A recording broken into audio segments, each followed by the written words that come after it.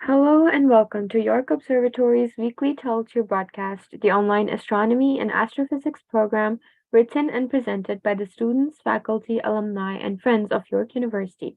We are broadcasting live from the Alumni Carswell Observatory located at York University in Toronto, Ontario, Canada. York YouTube broadcasts every Wednesday night at 7:30 p.m.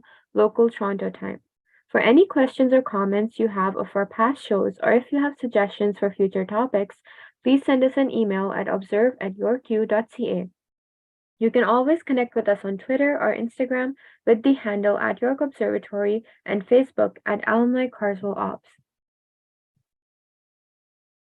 Good evening, everyone. I'm Maheen, and I'll be one of your hosts this evening, along with Marianna, Nakul, Pouria, and Sergiy.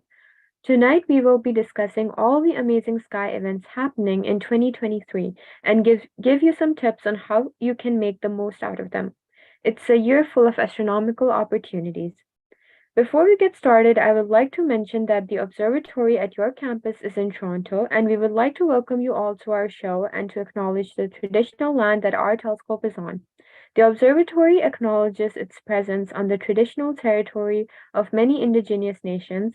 The area known as Tacoranto has been taken care by the Anishinaabe Nation, the Haudenosaunee Confederacy, the Huron-Wendat, and the Métis. It is now home to many indigenous peoples. We acknowledge the current treaty holders, the Mississaugas of the Credit First Nation. Our stargazing and astronomical efforts join the long history and current practices of astronomy for this land. The observatory looks forward to continuing to learn and revitalizing our knowledge in this area. Welcome again. So before we get into our main show, we want to give you a little update on what you can see this coming week. Starting off, Moon is currently in the waxing crescent phase with an illumination of 12.3%, which makes it a good opportunity to spot other bright objects in the sky. Tonight, some of the stars you can see include Sirius and Rigel. Sirius is the brightest star in the night sky and therefore very easy to spot. It is located close to Orion. So in order to locate Sirius, the three middle stars of Orion can be used as a guide. Think of it as there is a straight line passing through the middle stars, and if you look along this line towards the east, it will lead you to a very bright star, which is Sirius. Rigel, also called Beta Orionis, is a blue supergiant star in the constellation of Orion. It is one of the brightest stars in the night sky. It is much bigger and heavier than the Sun. Just like it was for Sirius, Orion is a useful guide to finding Rigel. Following the three stars in a short straight line can easily lead you to the star. Tonight, Moon and Jupiter will be close enough to each other to share a view in the binoculars. A less illuminated moon will be below the very bright Jupiter.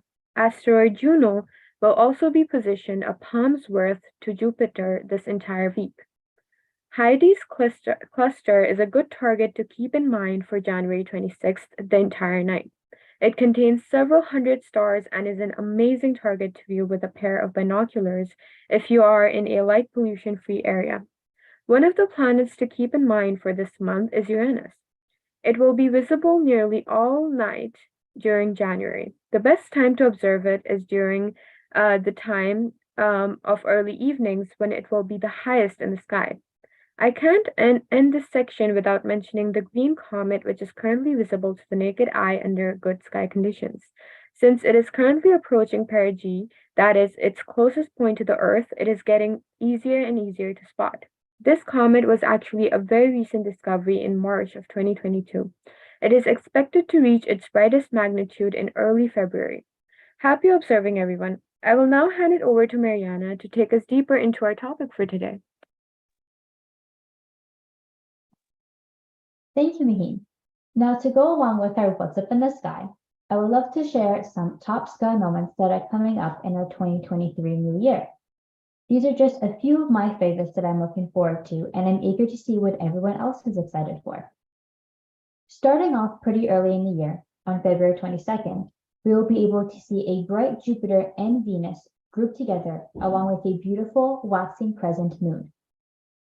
This is quite exciting for me because Jupiter is my favorite planet. However, both planets are extremely fascinating. Let's start off with Jupiter. Jupiter is a gas giant and is the largest planet in our solar system. It was given the nickname bottomless atmosphere because it does not have a physical surface to land on. This gas giant is exactly that, made of gas. It has different layers that rotate around, and those are the white and red bands you see in the image. This is one of the reasons why astronomers are not able to land a rover on Jupiter. There is just simply no surface to land on. Next is Venus.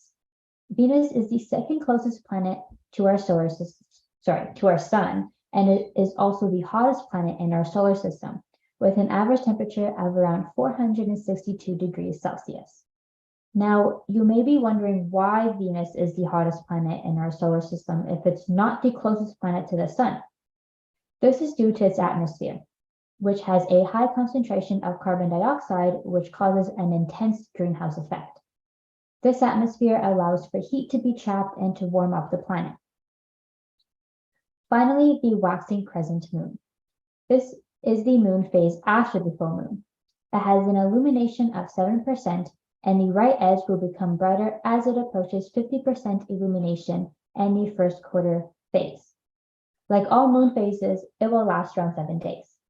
So in all, I believe it's safe to say that these are 3 beautiful objects in the sky that should not be missed.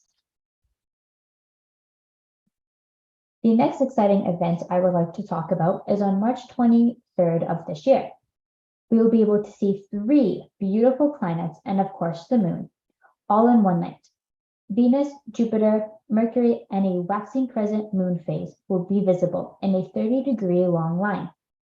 Venus and the moon will be the most visible and will be the highest in the sky for that night, while Mercury and Jupiter will lie low over the horizon. Mercury will shine bright in the sky, but you may need binoculars to extract it from the twilight. However, ensure that the sun is down before you start looking for Mercury. And since I've already talked a little bit about Jupiter and Venus, I think it's only fair to give you some fun facts about Mercury. Mercury is the smallest planet in our solar system and is the closest planet to the sun. However, it is not the hottest planet, even though it is the closest, as I've discussed earlier on. Due to Mercury's elliptical and sluggish-like rotation, the sun appears to rise briefly, set, and then rise again on some parts of its surface. And this phenomenon also happens during sunset, just in like a reverse order instead. Along with these 3 planets in the sky, the thin sliver of the moon can also be seen. On March 23rd, 2023, the moon is in the waxing crescent phase with an illumination of 4%. This is the first phase after the new moon, and it is a great time to see features on the moon's surface. Again, this phase will last around 7 days, and the right edge will become brighter as it approaches 50% illumination and the first quarter phase. I encourage all of you to go outside and take a look at these 4 beautiful space objects at night, if weather permits, of course. The last sky event I would like to talk about is the solar eclipse that falls across North America on October 14th, 2023. This annual solar eclipse will cross North and South America. It will be visible in Canada, the United States, and Mexico. The last annual solar eclipse was on April 29th of 2014, so this event is definitely not one you want to miss. An annual solar eclipse happens when the moon passes between Earth and Sun and when it's the furthest point away from Earth. Because of its position, the moon appears smaller than the sun and thus does not fully cover it. This results with the moon appearing like a dark disk on top of a larger, brighter disk. This creates a ring around the moon, as seen in the image. Although this is a beautiful phenomenon, you should never look at the eclipse without proper eye protection. Since the sun is never fully covered by the moon during this eclipse, you can still see a ring from the sun, which could damage your eyes. But fear not. Many observatories will be taking images and videos of this eclipse, so you'll be able to view this beautiful phenomenon safely. And with all that being said, I'm super excited to see all the amazing events happening in our sky this year. Now I would like to pass it on to Nakul so that he can continue to share even more exciting events to come this year. Thank you, Mariana, and I'm really excited to witness those events soon this year. And yeah, hello all. I am also here to mention some top events happening this year.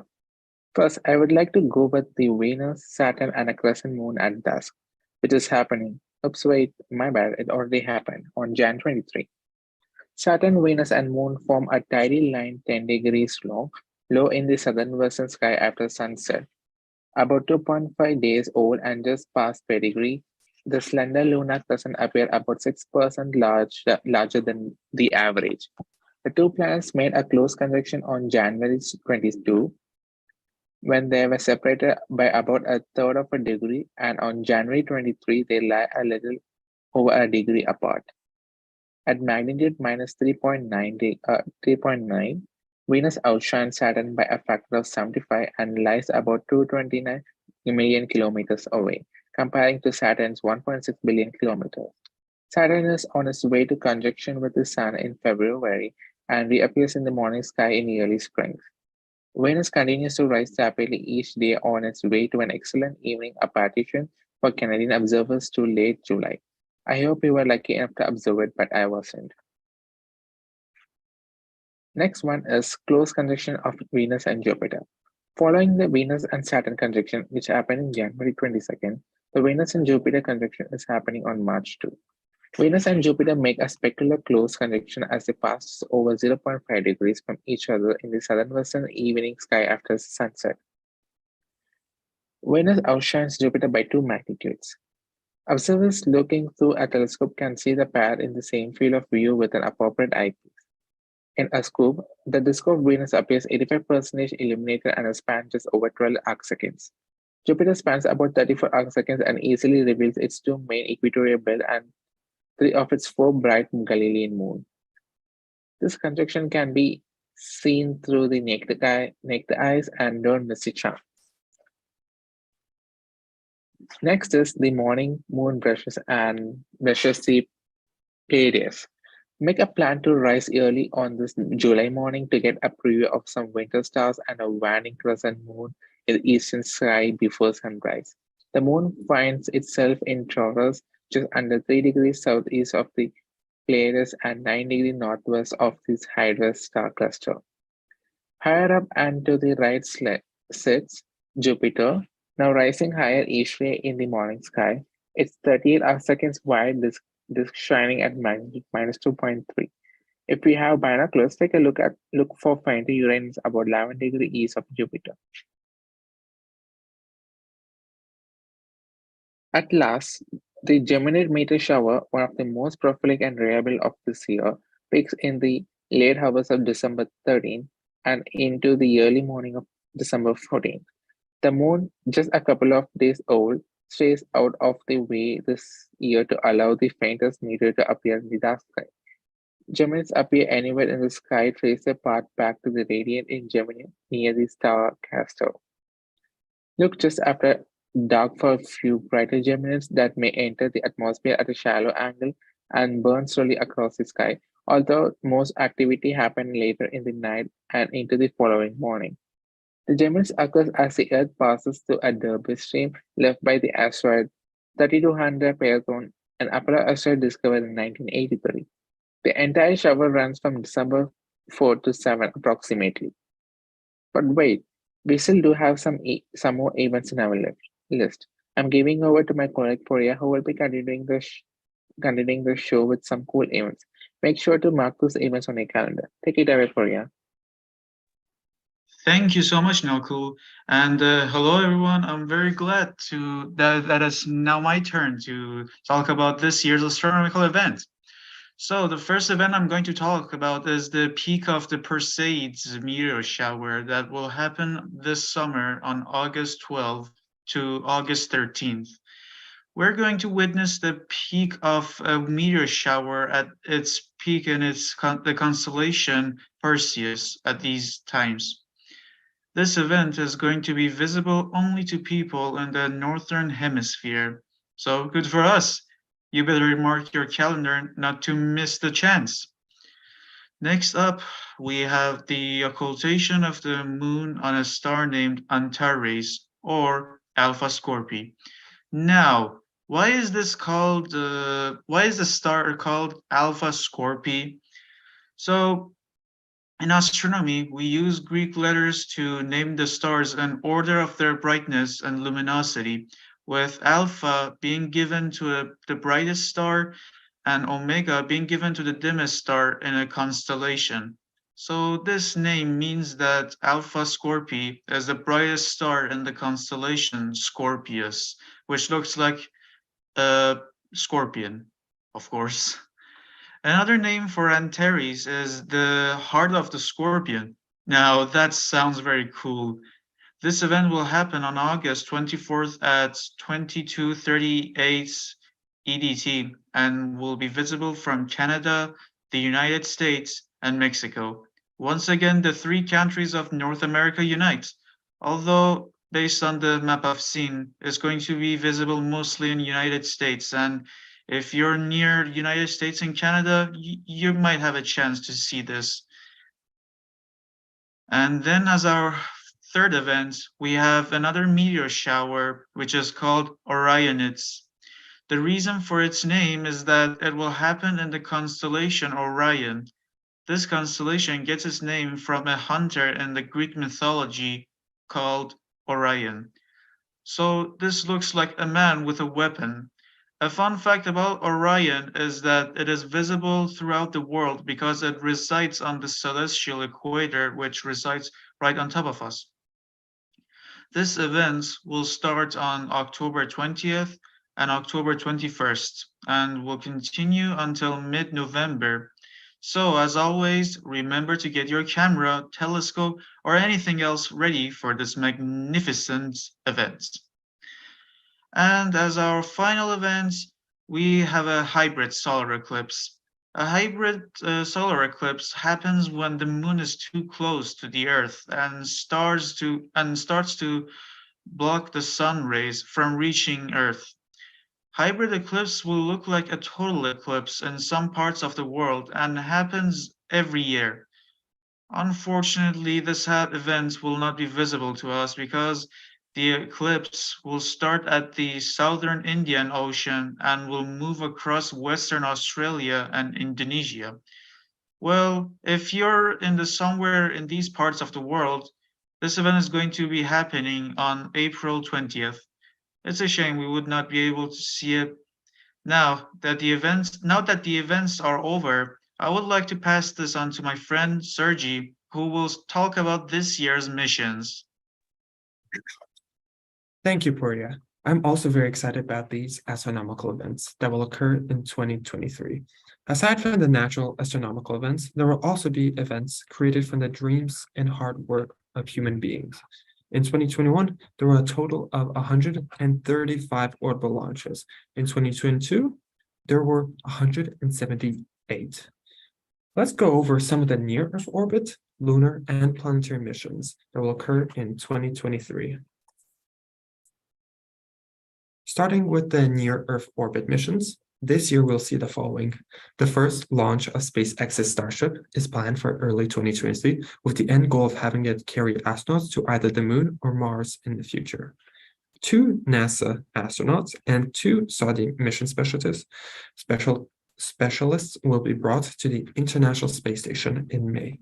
In addition, the European Space Agency's Euclid Space Telescope will launch in July to study dark matter and dark energy. Understanding especially dark energy will help scientists understand the acceleration of the universe's expansion, despite the fact that we can't see what is causing this acceleration, as it does not interact with the electromagnetic force or light.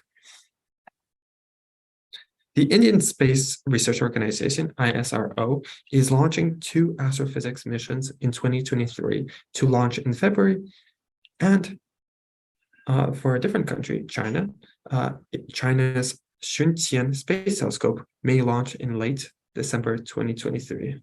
China also plans to launch 2 X-ray telescopes this same year. Compared to the United States and Soviet Union, who had their respective space agencies founded in 1958 and 1955 respectively, the Indian Space Research Organization, ISRO, was founded in 1969, and the China National Space Administration, CNSA, was founded just in 1993. In terms of lunar missions, there will be many, one of which will be the Astrobiotics Peregrine Mission 1 lunar lander, which will launch in January. The Polar Resources Ice Mining Experiment, or Prime 1, is set to launch in June, with an ice road that will delve 3 feet deep to explore new terrain.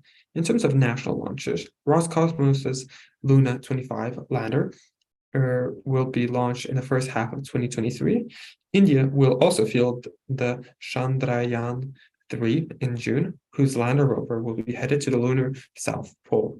Two separate German-based aerospace companies, namely Rocket Factory Augsburg and Planetary Transportation Systems, might also send up a small lunar orbiter named Harmony and a autonomous landing and navigation module, or ALINA, in December near the Apollo 17 landing sites, respectively. Finally, the Japan Aerospace Exploration Agencies will send out the Smart Lander for investigating the moon, or SLIM, in April.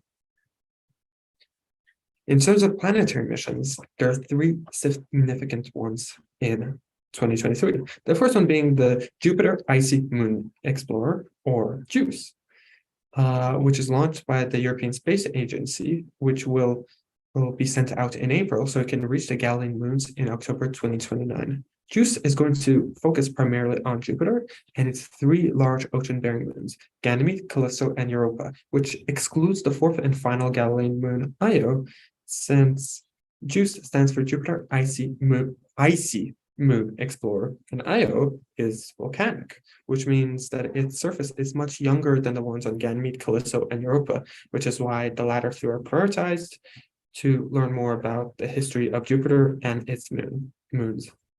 The second one is NASA's Psyche, which will depart in October and reach the metal asteroid Psyche in 2029. Presumed to be the partial core of a shattered planetesimal, the asteroid Psyche is rich with metal and has an average diameter of 226 kilometers.